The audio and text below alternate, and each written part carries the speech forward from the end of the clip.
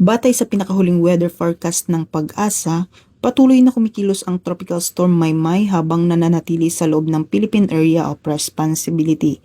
Pinalalakas nito ang southwest monsoon o habagat na nagdudulot ng malalakas hanggang matinding pag-ulan lalo na sa malaking bahagi ng Luzon. Nakataas din ang tropical cyclone wind signal sa ilang lugar sa northern Luzon, habang patuloy na binabantayan ng mga otoridad ang posibleng epekto ng malalakas na hangin at tuloy-tuloy na pag-ulan. Dahil sa epekto ng bagyo at pinalakas na habagat, nagbabala ang Pag-asa sa posibilidad na pagbaha, pagguho ng lupa at mapanganib na kondisyon sa karagatan sa mga apektadong lugar. Pinapayuhan ang mga residente sa mga mabababang lugar at landslide-prone areas na manatiling alerto at sumunod sa mga abiso ng lokal na pamahalaan at mga disaster response agencies. Samantala, inaasahan pa rin ang mga panakanakang pag-ulan, pagkidlat, pagkulog sa nalalabing bahagi ng bansa dulot ng localized thunderstorms.